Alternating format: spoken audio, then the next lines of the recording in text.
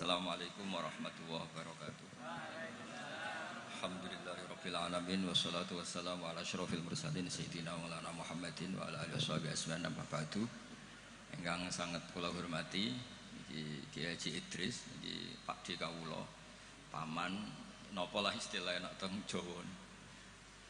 Wonten niki wonten Kiai Sekathah, wonten Kiai Said, Kiai Ama wau dijemput Mas Aziz niki. Kula teko tok pun ganjaran kula sak gunung Uhud. Mergi wis ponakan sing apik, dienggo kongkonan yo nurut.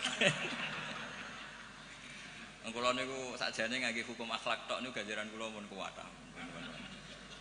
Saya kemarin malam Rebo nderekno kersane Mbah Mus teng Rembang, paginya ngaos tafsir di rumah. Itu satu-satunya pengawasan yang paling saya seneng, saya ketua di situ. Ketua yang menentukan, liyane niku pun kalah terus. Habis niku bados asar hormat Mbah Maksum, malam Kamis diaturi dalam sarang Maulid Rasul sallallahu alaihi wasallam. Sebelum lebih jauh tentang ngaji risalah Ahlussunnah wal Jamaah, kula cerita sanad. Terus Mbah Hamid alite namine iku Abdul Mukti. Riyen serumah dengan mbah saya namine Fatimah. Mbah kula niku abahe namine Abdul Khaliq alite, tapi gede-gede dados Idrus. Jadi Fatimah binti Idrus bin Umar niku mbah kandung kula. Nah, Mbah Hamid bin Abdullah bin Umar. Terus potongan wali niku pun mulai alit. Terus Gus Ahmad nek dadi wali pun terlambat mergi.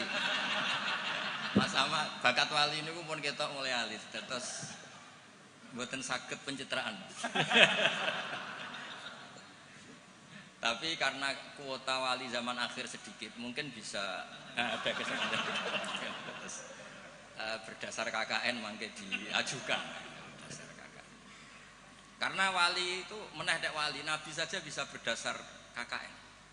Nabi Harun itu harusnya agak nabi. Tapi barokah Nabi Musa itu alsak, pelak. Niku minta jubir. Jadi ono nabi proposal nggih wonten. Wan sak niki cerita rileks mawon. Kula ngomong serius ya sungkan Mbah Idris. Niki nggih Pakde kula, nggih guru kula riyen bapak kula niku mesti sowan Mbah Hamid.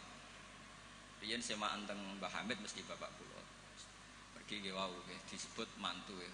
Mbah kula misanan ning bapak kula mantu. Terus kula niku cerita Nabi Harun niku harusnya agak nabi. Berhubung Nabi Musa niku alsak, pelat niku ngendikan ketika jadi rasul itu pertama diangkat jadi rasul menghentikan, ya Allah saya ini pelat, wa akhi Harun huwa afsahu minni lisanan fa arsilhu ma'iyarid ayusaddiqun. Sing pinter ngomong niku dulur kula Harun. Dados nak kula misale tenan alim, sing pinter ngomong Mas Ama. Niku saged. Siap. Nggih setuju nggih. Ya ngono iku ya ana cerita ngoten ya ana. Terus ana nabi iku dadine nabi iku diajukan. Wonten SK. Dimintakan SK. Allah nggih dituruti mawon. Qala sanasuddu adudaka bi akhika. Ya wis saiki Harun tak angkat dadi. Tapi nabi kok proposal iki digo kalah-kalahan. Nabi Musa niku adike Nabi Harun. Piyabae iktikaf munajat untuk kitab Taurat. Kaum menyembah anak pedet. Ngono ku ya diwamuk pancen nabi. Takdim nabi kan wajib. Nggih, takdim nabi niku. Nggih, takdim nabi niku wajib.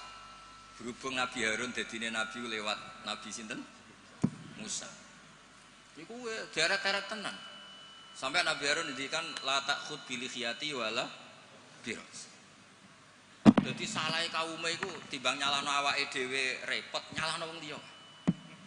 Mulane nek ana wong tukang nyalano wong liya niku ya rontok ana sanate. Tapi tetep salah wong dekne ora nabi ya ngoten ya. Mergo Nabi Musa niku ora iktikaf teng Turi Sina. Mestinya ketika kaumnya salah itu beliau juga ikut salah karena ada nunggoni proses bermasyarakat. Tapi wong ana sing dipasrahi mendingan nyalano sing di pasrah. Kowe wopo ae tak tinggal munajat nganti kaum menyembah berhala. Jawabe Nabi Harun nggih gampang, wis tak kandhani tapi ra ngandel. Purune mek nabi sing asli mboten kados kula.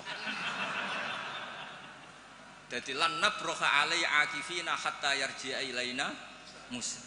Mana nak sampean gelem apik mau ambek Mbah Hamid tok, nak ambek Mbah Idris ora gelem kowe bangsa Israel.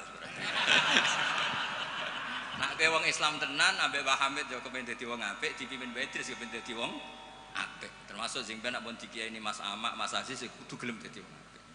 Nak brengkel ngenteni Mbah Hamid wangsul, berarti kados Bani Israel. Niki mukaddimah sekaligus praisur. Praisur nak ngaku ahli sunnah wal jamaah minimal ilmune ya sakmene iki. Ora tau mondok kok ngake ahli sunnah napa? Wal jamaah.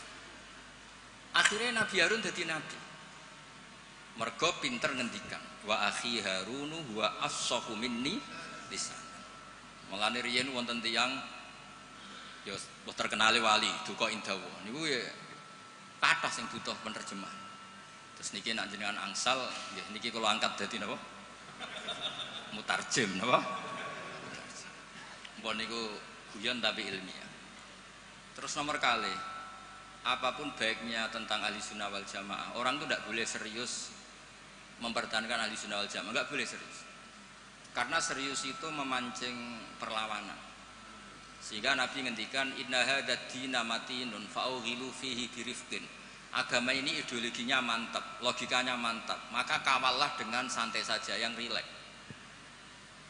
Saya beri analogi begini, 2 tambah 2 itu kan 4. Perlu nggak kamu ngotot kampanye 2 tambah 2 4? Nggak perlu kan? Karena kebenaran 2 tambah 2 4 itu kebenaran yang mantap. Jadi sampean ra usah mati-matian belo ahli sunnah sampai menafikan yang lain, terus mengadili yang lain. Itu cara sekarang malah kontraproduktif karena menjadi ideologi yang mengancam, bukan ideologi yang merangkul. Sehingga guru-guru kita mulai Bapak kula piyambak, Mbah Mun, Mbah Hamid niku ketemu kelompok macam-macam nggih mboten terlalu ketok ekstrim. Bukan karena ngakui, tapi memang itu tidak produktif. Bangsa seneng tukaran, seneng geger itu tidak produktif. Karena inna hadzal dina matinun fa'ughilu fihi birifqin. Agama ini sudah aman, sudah bagus, maka kawallah dengan halus. Ya kayak orang kampanye di Indonesia tentang pentingnya makan nasi, orang tahu semua lah, tidak usah kamu cerita gizinya nasi gini, asupan nasi fungsinya gini. Orang sudah tahu lah fungsinya apa? Nasi. Begitu juga fungsinya madhab ahli sunnah apa? Wal jamaah. Satu madhab yang sanadnya jelas, akurasinya jelas. Nah saya tak cerita tentang sanadnya Mbah Hamid. Mbah Hamid dulu diantaranya tentu ngaji sama abahnya sendiri, Kiai Abdullah. Karena itu sudah babul ilm, darul ilm, sudah komunitas ilmu. Di antaranya beliau pernah ngaji juga di Kiai Khalil Harun. Kiai Khalil Harun masih pernah mbah-mbahnya Mbah Maimun. Terus ngaji sama Mbah Dimyati di Termas. Mbah Dimyati itu adik kandungnya Kiai Mahfud At-Turmusi. Jadi kalau sanadnya Mbah Hamid pakai Termas ya Mbah Hamid, Kiai Dimyati At-Turmusi, lalu Mbah Mahfud Termas, terus Sohibul Anas Sayyid Abi Bakar Sato, terus Sayyid Ahmad Zaini Dahlan. Sayyid Zaini Dahlan ini gurunya Syekhona Khalil ketika mondok di Mekah. Jadi semuanya ketemu, termasuk Mbah Siddiq dulu ngaji, Mbah Siddiq sini, keluarga sini ngaji sama Syekhona Khalil, itu langsung ke Sayyid Zaini Dahlan. Ya. Pun nomor gimana? Oh, kesimpulan. Nah, kenapa sanad itu penting? Begini, saya beri analogi. Tag itu liar. Karena tag itu mau tidak mau harus pakai lafaz. Kata-kata itu bisa jami'un likulli afrodi. Ini sekaligus mukaddimah untuk ukholnya Mbah Hamid. Makanya ketika Mbah Hamid dipuji sebagai pakar usul fikih, beliau juga ngaji Jamul Jama, itu saya senang. Karena di situ nanti ada taqyidul mutlak bil muqayyad atau taqyidul am bil mukhassis. Saya ulang lagi ya, itu penting. Karena jika lafaz umum itu ditetapkan sebagai umum, maka akibatnya, saya ulang lagi.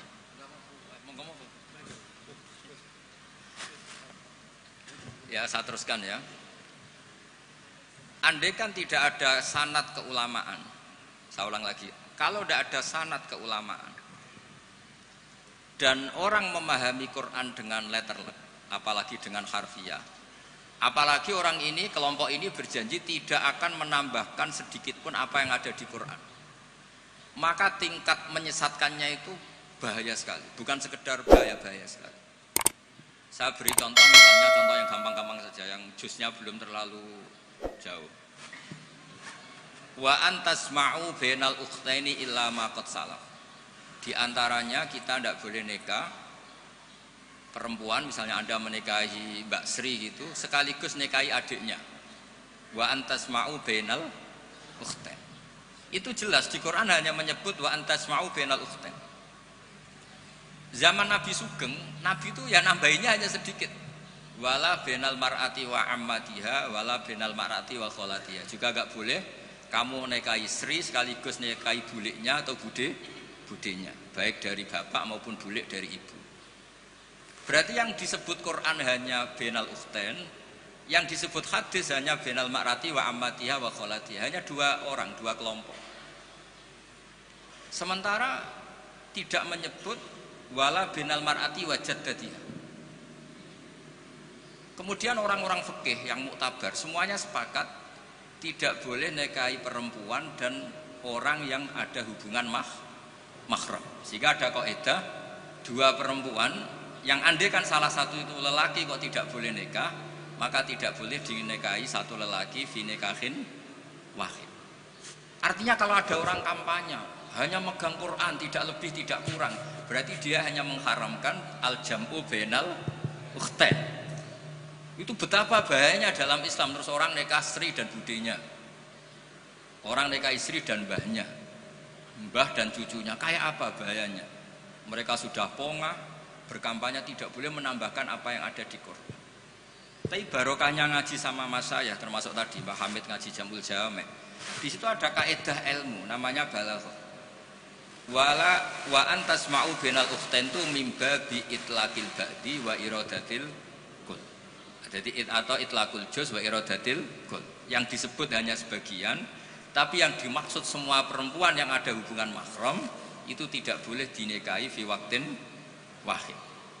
Nah, hal-hal seperti itu kan kayak keren. Orang kampanye kembali ke Quran, tidak mengurangi dan tidak menambahi. Tapi terus kayak apa bahayanya ketika orang hanya berpegangan wa antasma'u bainal ukhtain. Maka ciri utama ahli sunnah itu maknani Quran dan hadis itu berdasar sanad.